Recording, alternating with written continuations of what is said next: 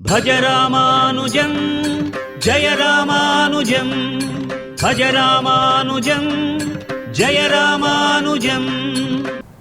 விஸ்வம் visuals நேயர்களுக்கு அன்பான ஆன்மீக வணக்கங்கள். இது குருவருள் கேட்டிட கிடைக்கும் திருவருள். அடியேன் சுமிதா ரமேஷ். குருவருள் அப்படிங்கிற இந்த தலைப்பின் வழியாக நம்முடைய பாரத தேசத்தில் வாழ்ந்த மகான்கள் நமக்கு குருவாக இருந்து வழிகாட்டியாக நம்முடைய கஷ்டங்கள்லேருந்து நம்மை வெளிக்கொண்டு வந்து பகவானினுடைய திருவடியாகிய மோக்ஷ பிராப்தியை அடைவதற்கான மார்க்கத்தை காட்டிவிட்டு சென்றவர்களே நம்முடைய குருமார்கள், மகான்கள். அவர்களது சரிதத்தை தான் குருவருள் பெற்றோம் அப்படின்னாக்க பகவானினுடைய அருளையே நாம் பெற முடியும் இல்லையா? அவர்களது சரிதத்தை தான் இந்த குருவருள் நிகழ்ச்சியில் பார்த்து கொண்டு வருகிறோம். அந்த வரிசையில் ஸ்ரீமத் ராமானுஜரை பற்றி தெரிந்து கொண்டு வருகின்றோம். ஸ்ரீ குருப்யோ நமக. ஆழ்வார் ஆச்சாரியார் எம்பெருமானார் ஜீயர் திருவடிகளே சரணம். ஸ்ரீமதே ராமானுஜாய நமக. யோனித்ய அச்சுத பதாம்புஜ யுக்ம ருக்ம வியாமோஹத ஸ்ததித்ராணி திருநாய மேனே அஸ்மத் குரோர் பகவதோசி தயேக சிந்தோ ராமானுஜஸ்ய சரணௌ சரணம் பிரபத்தியே. ஸ்ரீமத் ராமானுஜர் வைணவ சம்பிரதாயத்திற்காகவே தன்னுடைய வாழ்நாள் முழுவதும் மக்களிடையே எல்லோரும் வைணவத்தை பின்பற்ற வேண்டும், எல்லோராலும் வைணவர் என்று மாறிவிட்டாலே எல்லோராலும் எவ்வித வேறுபாடும் இன்றி இறைவனது பதத்தினை அடைய முடியும் அப்படிங்கிறத கடைக்கோடி மக்கள் வரைக்கும் கொண்டு போய் சேர்த்தார். பலவிதமான சீர்திருத்தங்களை செய்தார். மேல்கோட்டையில் தங்கியிருந்தவர் திருவரங்கம் வந்து சேர்ந்தார். அங்கு கூரத்தாழ்வாருக்கு பார்வை கிடைப்பதற்காக அவரை அழைத்து கொண்டு காஞ்சிபுரம் சென்றார். காஞ்சிபுரத்திலிருந்து திரும்பி வந்த கொஞ்ச நாளிலேயே கூரத்தாழ்வார் மறைந்தார். கூரத்தாழ்வார் மறைந்த பிறகு அந்த வருத்தம் ரொம்பவே இருந்தது ராமானுஜருக்கு. கூரத்தாழ்வார் காலத்திற்கு பின்பாகவே வருத்தத்திலேயே இருந்தார் ஆண்டாள் அம்மையார், கூரத்தாழ்வாரது மனைவி. அவரும் பின்னாளிலேயே கணவருடனே வைகுண்டம் ஏகினார். அவர்களது காலம் முடிந்தது. கூரத்தாழ்வார்க்கு 2 புதல்வர்கள், பராசரர் மற்றும் ஸ்ரீராம பிள்ளை. இருவருக்கும் வேதாந்த ரகசியங்களை கற்றுத்தரும்படி எம்பாருக்கு ஆணை பிறப்பித்தார் ஸ்ரீராமானுஜர். பலவிதமான ஒவ்வொரு மாற்றங்களாக செய்து கொண்டு வந்தார். மேல்கோட்டையில் தங்கியிருந்த பொழுது அன்றைய தினம் தாழ்ந்த குலத்தவர்கள் என்று அழைக்கப்பட்ட திருக்குலத்தாரை அவரால் கோவிலுக்குள் ஆலய பிரவேசம் என்பது செய்வித்து அவர்களும் பெருமாளை வணங்கணும் அப்படின்னு சீர்திருத்தத்தை செய்ய முடிந்த ஸ்ரீ ராமானுஜரால் திருவரங்கத்தில் அதை செய்ய முடியவில்லை என்ற வருத்தமும் பதியப்பட்டுள்ளது. வைணவத்திற்காக பல தொண்டுகளை செய்த ராமானுஜர் வைதீக சமயத்திலும் இருந்த பல தேவையற்ற பழக்கங்களையும் இல்லாமல் செய்தார். திருக்கோவில்களில் பலவிதமான மாற்றங்களை கொண்டு வந்தார், சீர்திருத்தங்களை கொண்டு வந்தார். ஒரு வைஷ்ணவன் அப்படிங்கிறவன் எப்படி இருக்கணும் அப்படின்னாக்க கொக்கினை போல, சேவலை போல, உப்பை போல இருக்கணும் அப்படின்னு சொல்லி கொடுத்தார். கொக்கு உருமீன் வரும் வரைக்கும் காத்து கொண்டு இருக்குமாம். அதுபோல் ஒரு வைஷ்ணவன் அல்ப விஷயத்துக்கெல்லாம், வாழ்க்கையில் நடக்கிற அல்ப விஷயத்துக்கெல்லாம் சோர்ந்து போயிடாமல் நல்ல சத் விஷயங்களுக்காக, பகவத் விஷயங்களுக்காக காத்து கொண்டு அவற்றை எடுத்துக்கொள்ள வேண்டும். குப்பை மேட்டில் குப்பைகளை கிளறிக்கொண்டே நல்ல உணவை தேடக்கூடிய சேவலை போல வேதத்தில் சொல்லப்பட்டுள்ள சாரங்களை ஒருவன் கிரகித்து கொள்ள வேண்டும். உப்பில்லா பண்டம் குப்பையிலே அப்படிங்கிறது போல ஒரு சமுதாயத்திற்கு உப்பு எவ்வளவு அவசியமோ அதுபோல ஒரு வைணவனது தொண்டு என்பது இருக்க வேண்டும். வைணவன் சமுதாயத்தில் செய்யக்கூடிய தொண்டு என்பதே ஆதாரமாக இருக்க வேண்டும். இப்படி சொல்லியிருக்கிறார் குருநாதர் ஆச்சாரியார் எம்பெருமானார் உடையவர் ஸ்ரீ ராமானுஜர். வைஷ்ணவத்தில் பலவிதமான சீர்திருத்தங்களை கொண்டு வந்தார் அப்படின்னு சொன்னோம் இல்லையா? அதில் மிக முக்கியமானது வைணவன் என்று இருந்தால் போதும், அவர்களிடையே ஜாதி பேதம் என்பது இல்லை, சமய வேறுபாடு என்பது இல்லை, உயர்ந்தவர் தாழ்ந்தவர் என்பது இல்லை, சிறியவர் பெரியவர் என்பது இல்லை, ஆண் பெண் என்ற பாகுபாடு இல்லை என்பதையும் கொண்டு வந்தார். குறிப்பாக சொல்லணும்னாக்க அன்றைய தினத்தில் ஸ்ரீ ராமானுஜர் இருந்த மடத்திலேயே பல பெண்மணிகள் தொடர்ந்து தங்கி வைணவத்தில் ஈடுபட்டு இதை கற்றுக்கொண்டு வந்திருக்கிறார்களாம். ஆண்டாள் அம்மையாரை பற்றி அடியேன் பகிர்ந்திருந்தேன் இல்லையா? ஆண்டாள் அம்மையார் குறத்தாழ்வார் எழுதக்கூடிய கிரந்தங்களில் தன்னுடைய கருத்துக்களை எடுத்துரைப்பாராம். நன்கு படித்தவர், நன்கு போற்றக்கூடியவராகவும் இருந்தாராம். கொங்கு பிராட்டியார், திருவன் பரிசாரத்து அம்மை, திருவெட்டாறு அம்மை மற்றும் திருவனந்தபுரத்தை சேர்ந்த அம்மையார், இவர்கள் அனைவருமே மடத்திலேயே தங்கியிருந்து வைணவ கைங்கரியத்தில் ஈடுபட்டு பகவத் அனுபவத்தில் திளைத்தவர்களாக, ஆண்களைப் போலவே பெண்களும் வைணவத்தில் ஈடுபட்டவர்களாக இருந்தார்கள் என்பதே மிகச்சிறந்த சான்றாக இருக்கின்றது. ஸ்ரீமத் ராமானுஜர் தனக்கு பின்னாடி வைணவத்தை எடுத்துக்கொண்டு செல்வதற்காக 74 சிம்மாசனாதிகளை அவர் நியமித்தார். அப்படி ஸ்ரீரங்கத்திலேயே தனக்கு அடுத்தபடியாக தலைவராக பராசர பட்டர், அதாவது கூறத்தாழ்வாரது புதல்வராகிய பராசரன், அவரையே நியமித்தாராம். தன்னுடைய, அதாவது முன்பே ஆள வந்தாருக்கு 3 கோரிக்கைகளை நிறைவேற்றுவதாக வாக்கு கொடுத்திருந்தார் இல்லையா? அந்த வாக்கின்படியே நம்மாழ்வாரது பெயரை விளங்க செய்யணும் அப்படிங்கிறதுக்காக தன்னுடைய சிஷ்யராகிய நம்பிள்ளை அவருக்கு திருக்குறுகை பிள்ளான் என்று பெயர் சூட்டினார். திருக்குறுகை பிள்ளான் அவர்களையே திருவாய்மொழிக்கு அற்புதமான விளக்க உரை எழுதுமாறு பணிந்தார். பகவத் விஷயம் என்று பெயரிட்டு ஸ்ரீபாஷ்யத்தை விடவே அற்புதமானதாகவும் இருக்கக்கூடிய கிரந்தம் அப்படின்னு எல்லோர் முன்னாடியும் பாராட்டினார். கூறத்தாழ்வாரது காலத்திற்கு பின்பாகவே உறங்காவில்லிதாசர் அப்படிங்கிறவர் அவருடைய பிரதானமான சிஷ்யராக இருந்தார் இல்லையா? அந்தனர் அல்லாதவர். அவரும் வைகுண்டம் ஏகினார். அந்த அதிர்ச்சியிலேயே அவரது மனைவியாகிய பொன்னாச்சி அம்மையாரும் அந்த நேரத்திலேயே வைகுண்டம் ஏகினாராம். அவரும் காலமானார். உடனே இருவருக்கும் சேர்ந்தே இருவரது பூத உடலும் ஒன்றாகவே கிடத்தப்பட்டு அவர்களுக்கான இறுதி கடன்கள் என்பது நிறைவேற்றப்பட்டனவா. ஒரு வைணவருக்கு செய்ய வேண்டிய அத்தனை முறைகளையும் செய்து ராமானுஜரை முன்னிருந்து அவர்களது காரியத்தை நிகழ்த்தி வைத்தார். இப்படி ஒவ்வொருவரது காலமாக நடந்து கொண்டே இருந்தது. கூறத்தாழ்வாருக்கு பிறகு ஸ்ரீ ராமானுஜர் எங்கும் அதிகமாக வெளியில் போகலை.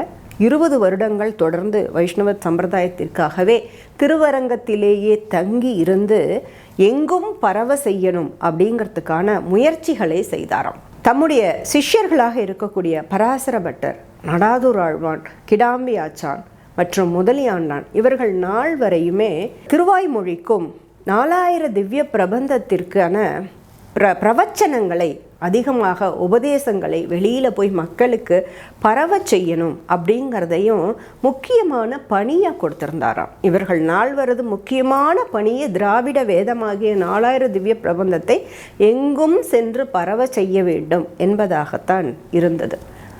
ராமானுஜருக்கு தெரிய ஆரம்பிச்சது, தன்னுடைய இறுதி காலம் என்பது வந்து கொண்டிருக்கிறது அப்படிங்கிறது அவருக்கு புரிய ஆரம்பிச்சது. அதற்காக அவர் என்ன செய்தார் அப்படின்னாக்க, தான் இருக்கக்கூடிய காலத்திலேயே தன்னை சுற்றி அத்தனையும் சிறப்பாக நடக்கணும் அப்படிங்கிறதையும் தன்னுடைய சிஷ்யர்களுக்கு கொஞ்சம் கொஞ்சமாக எல்லாவற்றையும் சொல்லி கொடுத்து நெறிமுறைப்படுத்த தொடங்கினாராம். அப்பொழுது அவருடைய இறுதி காலத்தின் பொழுது எம்பாரினுடைய மடியில் தலை வைத்து கொண்டு வடுக நம்பியின் மீது கால் வைத்து கொண்டு தன்னுடைய சிஷ்யர்களை பார்த்து சொல்கிறார், என்னுடைய இறுதி காலம் என்பது ஏற்பட்டு விட்டது, பகவானிடமிருந்து அழைப்பு வந்து விட்டது, வைகுண்டம் கிளம்ப இருக்கிறோம், நீங்கள் யாரும் என்னுடைய பிரிவை நினைத்து அழக்கூடாது, இது வெறும் உடல்தான், ஆன்மாவிற்கு என்றுமே அழிவு என்பது கிடையாது, அதனால் இறைவன் மட்டுமே, பகவான் ஸ்ரீமன் நாராயணன் மட்டுமே நிலையானவர், அவரை பற்றி கொள்பவர்களுக்கு எவ்வித துயரமோ துன்பமோ கஷ்டமோ என்பது எதுவுமே கிடையாது. மனிதன் என்றுமே தனியாக இருப்பதில்லை,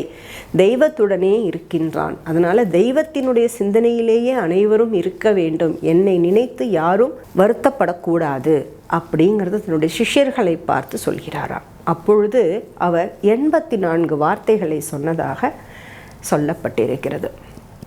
அப்படி சொல்லிக்கொண்டே அவர் சொல்லி முடித்த பிறகு அவரது ஆன்மா என்பது அவருடைய உடலை விட்டு கிளம்பி வைகுண்டம் நோக்கி புறப்படுகின்றது.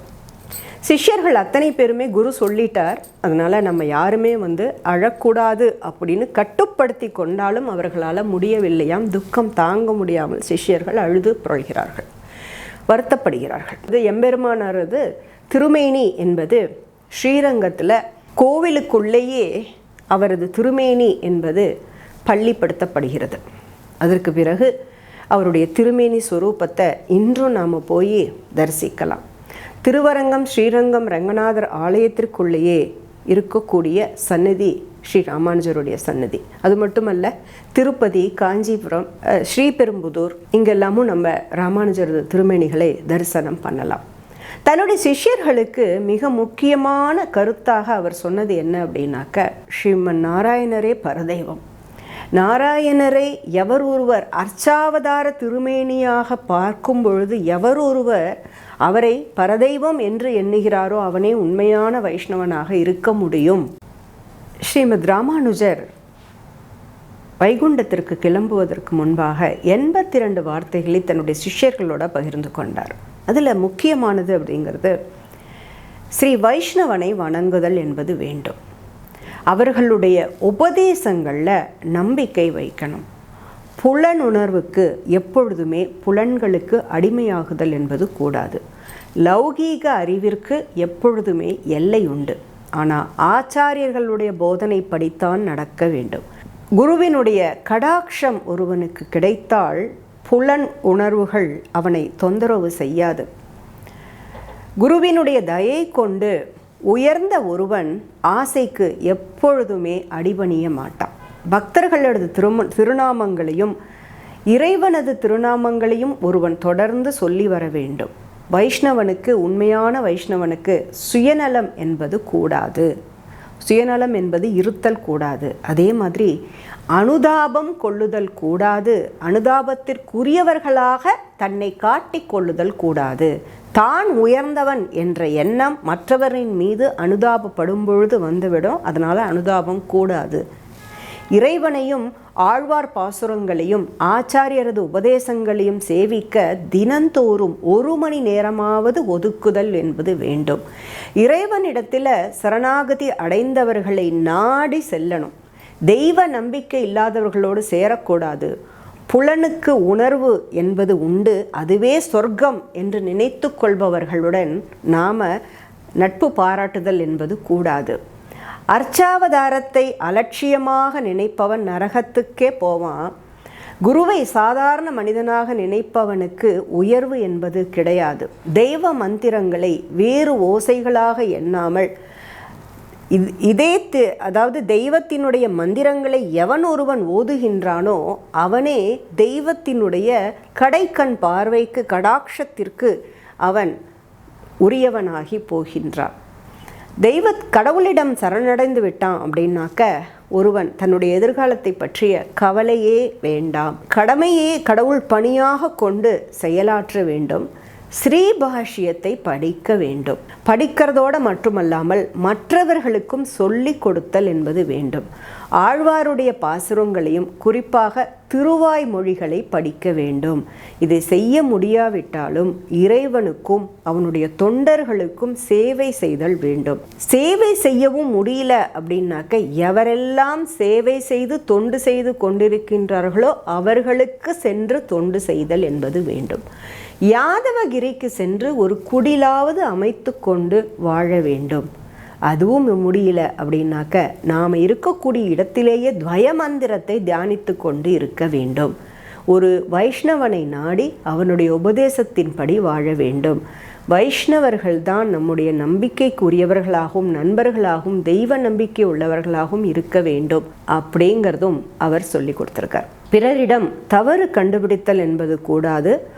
உலகில் எவருமே குற்றம் இழைக்காதவர்களாக இருத்தல் என்பது இயலாது. அதனால் மன்னிக்கக்கூடிய பக்குவம் என்பது வேண்டும். கோபத்தை அறவே விட வேண்டும். இப்படி பலவிதமான உபதேசங்களை சொல்லி கொடுத்தவாறே அவர் இறைவனது திருவடிகளை அடைந்தார், எழுந்தருளினார் ராமானுஜர். ராமானுஜரது விக்கிரகம் பல தலங்களிலும் எழுந்தருள செய்யப்பட்டது. ஆஜானுபாகுவாக 6 அடி உயரம் கொண்டவராக நல்ல தோற்றப்புலியுடன் இருந்த ராமானுஜர் ஒரு தலைவருக்கே உண்டான அருங்குணங்கள் யாவும் நிரம்ப பெற்றவராக இருந்தார். முதலாக ஆள வந்தார் காஞ்சிபுரத்தில் ராமானுஜரை பார்த்தபோது இவரே வைஷ்ணவத்திற்கான குருவாக அடுத்து எடுத்து செல்லக்கூடியவராக இருப்பார் அப்படின்னு அனுமானித்து எப்படி அவரிடம் அந்த பொறுப்பை ஒப்படைத்தாரோ அதனை திறம்பட செவ்வனே செய்து முடித்தார் ராமானுஜர். பொறுமை என்ற பண்பையே தன்னுடைய அணிகலனாக கொண்டவர் தான் ராமானுஜர். வாதம் செய்யும் பொழுது சற்றே சினம் ஏற்பட்டாலும் பொறுமையோட பல சந்தர்ப்பங்களில் தம்மை அடக்கி கொண்டு வாத திறமையோடு தம்முடைய இனிய சுபாவத்தினால எதிரிகளை தம்முடைய வழிக்கு கொண்டு வந்தார் அப்படின்னு சொல்லணும். வெற்றி பெற வந்தவர்கள் அவரால் ஆட்கொள்ளப்பட்டு வைணவ மதத்திற்கு திரும்பினார்கள். வைணவ சமயத்தை ஏற்றுக்கொண்டவர்களாக இருந்தார்கள். ஜாதி சமயத்தில் பெரிய நம்பிக்கை கிடையாது ராமானுஜருக்கு. ஆனால் அவருக்கு எப்பொழுதுமே வைஷ்ணவத்தை பின்பற்றுபவர்களை ரொம்ப பிடிக்குமா. ராமானுஜரது காலத்திற்கு பின்பாக அவருக்கு பின்பு வந்த சமய தலைவர்கள் வசிஷ்டாத்வைதத்தை 2 பிரிவுகளாக கொண்டு சென்றார்கள். அதையெல்லாம் நாம் இப்போ பார்த்து கொண்டு இருக்கின்றோம். வடகலை தென்கலை அப்படிங்கிற பிரிவாக வந்தது. ஆக மக்களிடையே வைணவத்தின் மூலமாக ஒரு பெரிய சமுதாயமாக ஒரு நல்ல குடிமக்களாக வாழ்வதற்கான அற்புதமான சிந்தனைகளையும் கருத்துக்களையும் விதைத்து என்றும் ஆச்சாரியராக நம்முடைய இருந்து வருபவர் ஸ்ரீமத் ராமானுஜர். அடுத்த எபிசோடில் இன்னொரு மகானை பற்றி அடியேன் உங்களுடன் பகிர்ந்து கொள்கின்றேன். அதுவரை நன்றி, வணக்கம்.